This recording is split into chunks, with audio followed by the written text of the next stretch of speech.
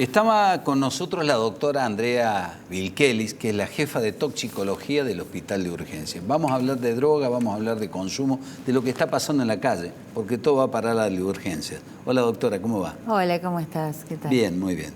Bueno, a ver, contanos un poco qué están viendo ustedes en el de urgencias. Bueno, ¿Qué llega al de urgencias? Al de urgencia, como nosotros le llamamos también, igual que ustedes, el termómetro de la ciudad, de todas las drogas y de todas las grandes urgencias que pasan.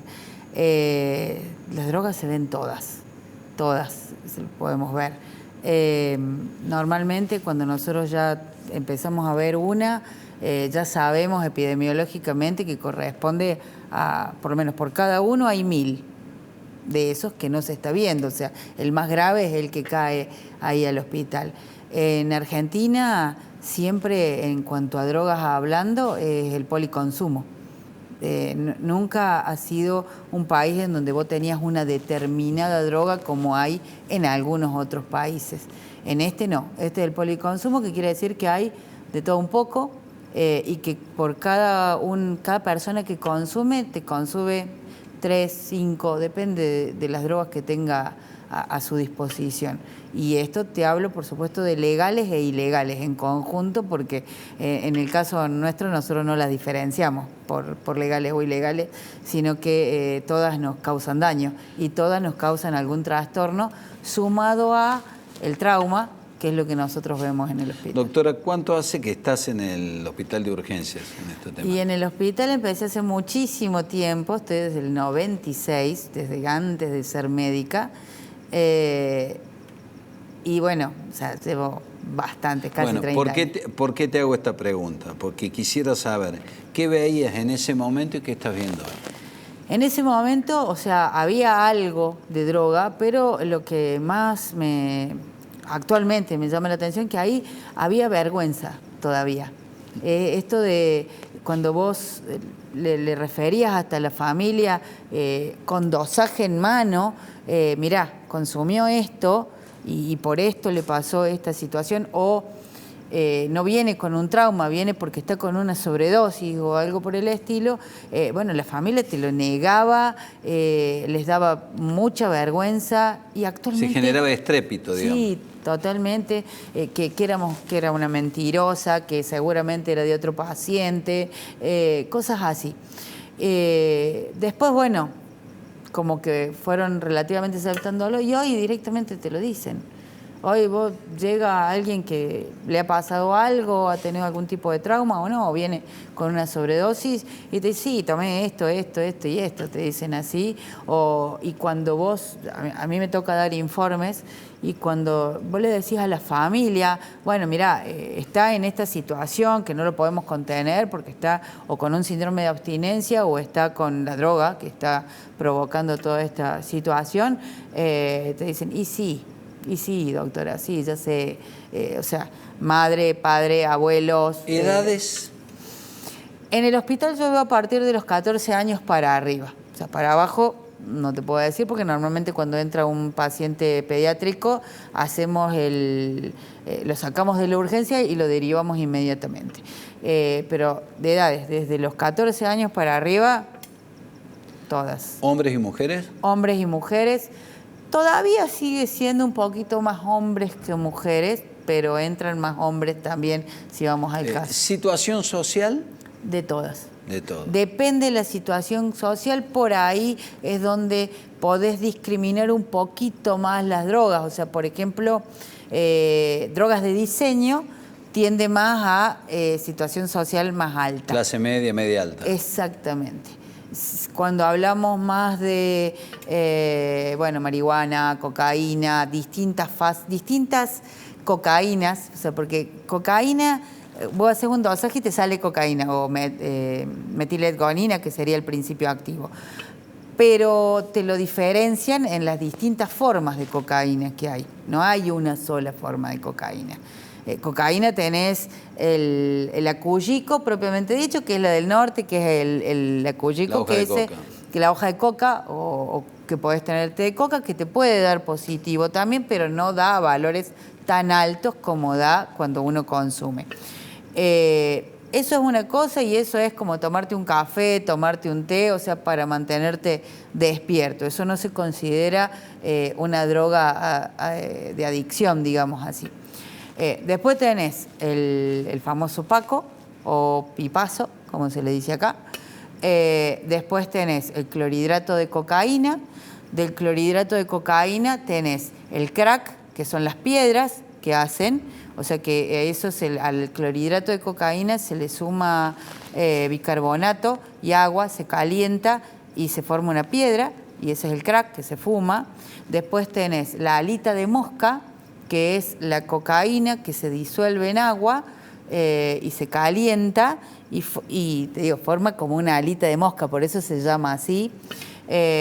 Bueno, está la cocaína de base libre, que esa ya no se ve porque requiere otro tipo de proceso. Ahora, los chicos de los barrios humildes, ¿qué consumen? ¿El Paco? ¿Qué es el pipazo? ¿El pipazo es el Paco? El pipazo es el Paco. Bueno, ¿qué tienen? ¿Qué porquería le meten? Eso es cuando uno saca la hoja de coca, que es la que te da los principios activos. No, acá no hay raíz, no hay tallo, no hay nada de eso, no hay flor, es la hoja.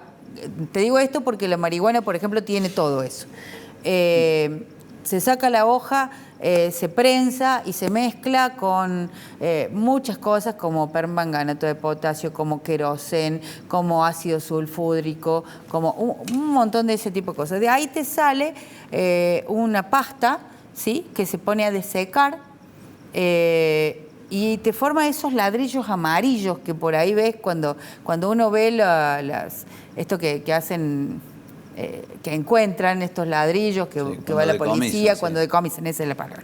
Que vos tenés esos ladrillos amarillos, por ejemplo, que tienen el alcaloide, tiende a ser la pasta base de coca. Y eso es el pipazo, esa pasta base, porque eso requiere otro tipo de mejora, vendría a ser, en un laboratorio donde se utiliza ácido clorhídrico, que es para limpiarlo y todo demás, donde sale el clorhidrato de cocaína. Eso, que de por sí es una basura, porque todos le dicen es la basura, y todo cuando uno piensa que es la basura, que es como que es el resto, no es el resto, es eso, el precursor del clorhidrato de cocaína, que tiene muchas cosas que producen mucho más daño, porque más allá del alcaloide también hay hidrocarburos, también hay, como te digo, querosén, que tiene... ¿Es cierto que le ponen virulana? ¿No? La virulana es para calentarlo. O sea, porque eso hace que tenga mayor temperatura, ¿sí? Eso es para cuando se fuma. El pipazo se le llama porque se hacen pipas, que es una parafernalia artesanal, por decirlo de alguna manera, en donde usan los caños o de PVC o cosas que puedan adquirir alta temperatura y que lo puedan sostener y lo puedan fumar. Y bueno, por eso también se genera quemaduras también en las vías aéreas. ¿Cómo es esto del consumo permanente? Porque esto genera un pico. Un pico, sí. Esto es como te explico. Mira, ellos lo fumas. Empiezan a tener esa sensación de euforia, de bienestar, porque no voy a mentirte, eso es lo que sienten, esa euforia, ese bienestar, ese sentirse bien. Hace un pico, más o menos el pico se da, yo tengo una diapositiva que dice cuándo hace el pico y dice, como para que parezca un montón, dice 360 segundos. ¿Sí? O sea, ahí vamos. 240 segundos. ¿Sí? Cuando vos agarrás y decís, estamos llegando casi al pico, y va, y luego cae. Pero cuando vos decís 360 segundos, son 6 minutos. Ahí es donde te hace el pico, y a los 10 minutos empieza a caer hasta que llega el bajón total. O sea, si yo lo voy levantando, sube. ¿Y cómo queda esa persona y después baja, de esa sensación de euforia, de bienestar? Y después de esos, más o menos llegando a los 15 minutos, entra en el bajón absoluto. Y el bajón es como que vos tenés esta base, subiste, y luego bajás. Normalmente uno tiende a bajar hasta ahí. Bueno, en este bajón se va hasta abajo. Entonces se siente una porquería. Para decírtelo rápido, o se siente, pasó de la mayor alegría a la peor porquería. Y necesita consumir inmediatamente. Para poder salvar esa situación, quiere consumir más, quieren consumir de nuevo, si es posible lo mismo, y si no, lo que fuera que le haga sentir, porque a veces no tenemos o no tienen esa misma droga, entonces tienen que generar o esa adrenalina o esa sensación de un poquito más de bienestar para poder seguirla pasando. O sea, hay gente que prácticamente está todo el día consumiendo, ni come, Sí, ¿no? Ni come, es que ahí está la diferencia entre un consumidor y un adicto. El consumidor es el que obviamente va a consumir esa droga y en algún momento Hace dice, una vida, tengo digamos. hambre, tengo una vida, hace algo de eso. En cambio, el adicto vive para la droga.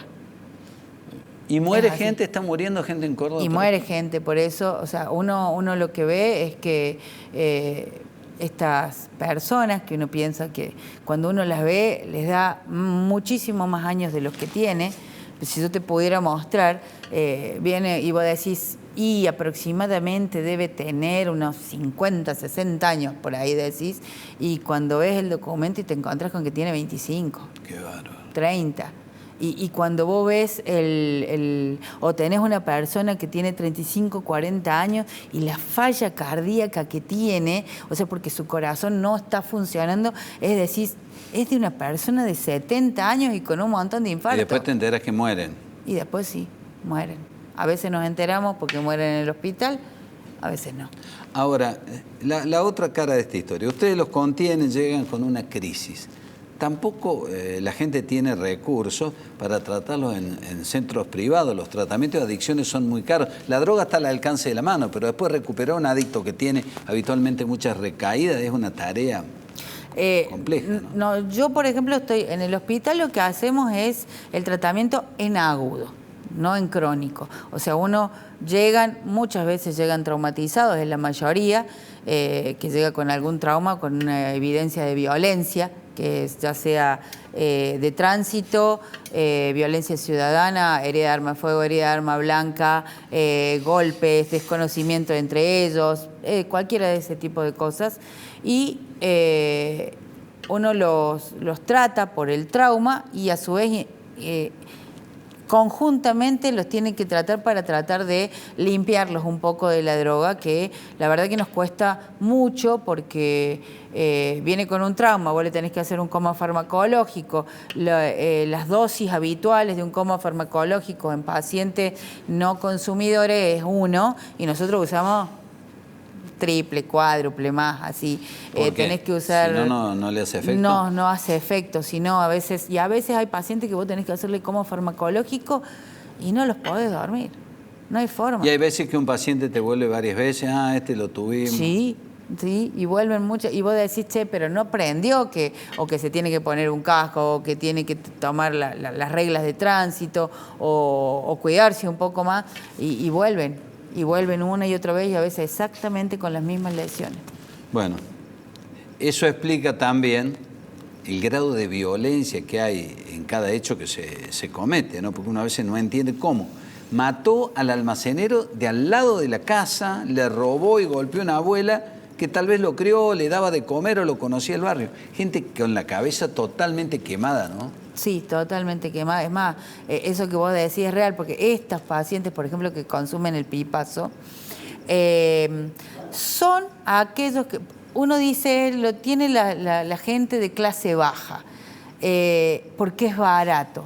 Y yo te digo, no es tan barato como uno cree, porque cada uno o sea, si yo te digo que dura 15 minutos, si uno se pone a ver, supongamos que son cigarrillos, 15 cigarrillos, 4 cigarrillos es en 1 hora. Claro. Ese cigarrillo tiene un precio y ellos están aproximadamente consumiéndolo 15, 16 horas, se pasan todo el día consumiéndolo, como dice, se olvidan de comer por consumir y, bueno, como yo te refería el otro día, hubo un caso hace un par de años que era que querían vender a su bebé por 2 bolsitas de esto. Decime, Andrea, te hago la última. ¿Y hay gente grande, hay adultos mayores también con adicción? Hay adultos mayores. ¿Aparece gente grande que usted dice, sí, pero te explico cómo es lo de los adultos mayores. Es la misma gente que cuando yo entré al hospital, hace casi 30 años ya, tenía 20 y hoy tiene 50. No consumirá lo mismo, no consumirá tanta cantidad, pero sigue consumiendo.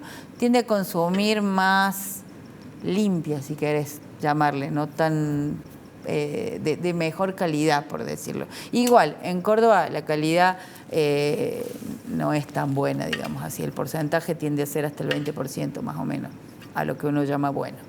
El resto es corte, en general. Gracias, doctora, ha sido un gusto.